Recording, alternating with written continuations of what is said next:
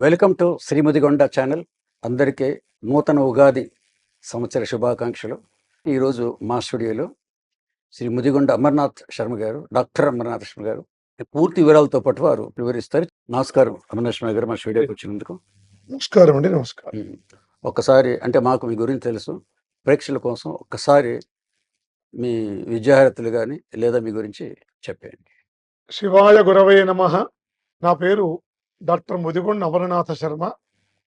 నేను సర్దార్ పటేల్ డిగ్రీ కళాశాలలో ప్రొఫెసర్గా పనిచేస్తున్నాను.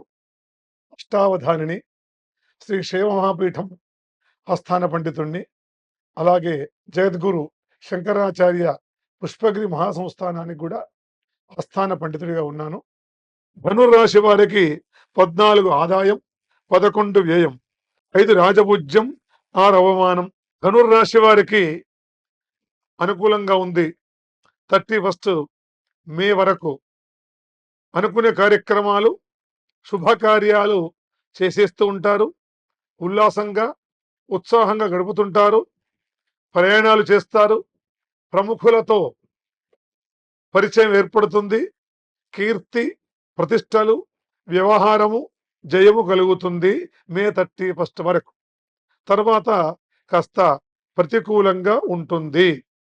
అయినప్పటికీ వీరికి 31 అక్టోబర్ 2026 నుండి 24 జనవరి 2027 వరకు చక్కగా డబ్బు వస్తుంది. సత్ప్రవర్తనతో ఉంటారు. భూలాభము, గృహలాభము, విందు భోజనాలు, స్త్రీ వల్ల డబ్బు రావడం, ఇవన్నీ కలుగుతాయి.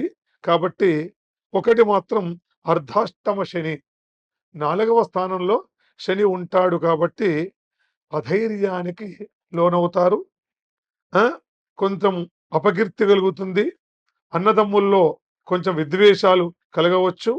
మనస్తాపానికి గురవుతూ ఉంటారు. ఎవరు? ధనుర్రాశి వారు. కాబట్టి ధనుర్రాశి వారు చక్కగా రుద్రాభిషేకం చేసుకోవడం ఉత్తమమైనటువంటి సూచన. ఈ రాశివారు గురుగ్రహానికి, అలాగే శనేశ్వర గ్రహానికి జపతపాదులు ఆచరిస్తూ రుద్రాభిషేకం చేసుకున్నట్లయితే అనుకూలంగా ఉంటుంది. మీకు ధన్యవాదాలండి. నమస్కారం. సంతోషం.